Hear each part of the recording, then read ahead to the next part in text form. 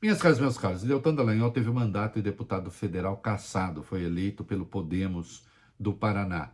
Por unanimidade, o Tribunal Superior Eleitoral, 7 votos a 0, cassou o registro de sua candidatura. Cassando o registro da candidatura, casse automaticamente o mandato, ele se torna inelegível por 8 anos. É claro que ele vai recorrer primeiro ao próprio tribunal, vai ser inútil, e depois ao Supremo Tribunal Federal. E me parece que também não vai dar em nada, mas vai fazê-lo, até porque movimenta as redes sociais, as milícias digitais, a extrema-direita, enfim. Há muito tempo já que ele se mobiliza contra tribunais, e nós sabemos especialmente o STF. E claro, ele não precisa gostar, né, da cassação do seu mandato, mas me parece era realmente inevitável. A ação original foi proposta pela Frente Brasil Esperança, PT, PCdoB e PV, e pelo PMN do Paraná. O que é que esses partidos alegaram? Deltan Dallagnol se exonerou 11 meses antes da eleição da sua condição de procurador da República, porque sabia que seria punido, havia 15 procedimentos contra ele, e se houvesse a punição ele estaria inelegível. Portanto, renunciou para evitar a inelegibilidade. E também porque as contas da Lava Jato, numa tomada de contas do TCU, foram rejeitadas. Esse argumento não foi aceito pelo ministro, essa segunda questão, pelo Benedito Gonçalves, o relator, porque a Sexta Vara Federal de Curitiba suspendeu os efeitos, né? E ainda esses efeitos estão sob suspensão. Então, isso não contou. Contou sim a renúncia. Bom, Benedito Gonçalves, que é o corregedor do TSE e, portanto, o relator do caso, o corregedor é sempre o relator, deu um voto absolutamente devastador contra Deltan Dallagnol. Lembrando que o Ministério Público Eleitoral havia dito, não tem problema não, ele pode ser candidato, porque os procedimentos que há contra ele no Conselho Nacional do Ministério Público ainda estão numa fase inicial. E o Tribunal Regional Eleitoral do Paraná concordou, claro. Então, ele foi candidato e se elegeu. Só que os partidos recorreram e foi para o TSE. E aí, Benedito Gonçalves fez picadinho da candidatura do Dallagnol. E foi seguido, olhem só, por Raul Araújo, Sérgio Banhos, Carlos Orbá, Carmen Lúcia, Nunes Marques e Alexandre de Moraes, ministros absolutamente diferentes. Você pode falar o que você quiser aqui, menos que eles formem uma panelinha.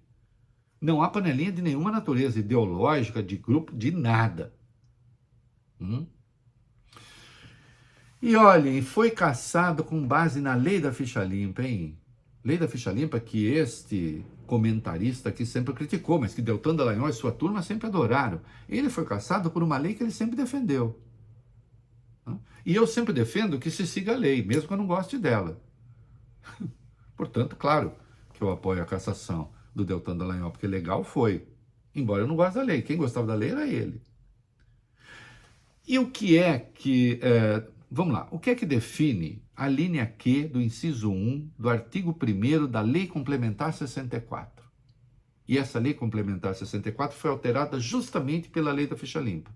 Não pode se candidatar magistrados, membros do Ministério Público, que tenham sido alvos de processo administrativo e punidos por isso, as mais diversas punições. Né? Então, processos administrativos são cassados e punidos. Então, eles não podem ser candidatos. Muito bem. Disse lá o Ministério Público Eleitoral, está numa fase prévia ainda. Né? Então, tudo bem. O TRE concordou. Disse o Benedito, não pode ser assim. O ministro deu 2 pilares para o seu voto. Artigo 166 do Código Civil. É nulo todo ato que busca fraudar uma lei. Ora, ele renunciou ou se exonerou para que não fosse exercido devidamente o princípio da inelegibilidade? Então não pode. E também o artigo 187 do Código Civil também embasa o voto dele. É ilícito exercer um direito que vá além daquilo que esse direito garante. Não existe direito no abuso do direito. É essa a máxima. E aí, o Benedito demonstra que o Dallagnol tinha 2 punições já anteriores, condenações, advertência e censura, não eram tão graves. Né?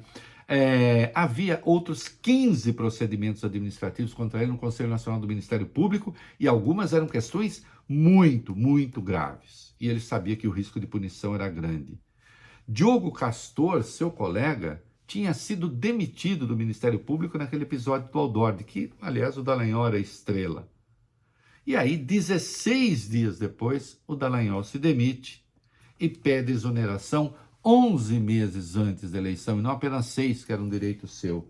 E aí o ministro escreve: constata-se assim que o recorrido agiu para fraudar a lei, uma vez que praticou de forma capciosa e deliberada uma série de atos para obstar processos administrativos disciplinares contra si e, portanto, elidir a ineligibilidade. Dito de outro modo, o candidato, para impedir a aplicação da ineligibilidade da lei da ficha limpa, esse artigo que eu disse, antecipou sua exoneração em fraude à lei. E cassado está.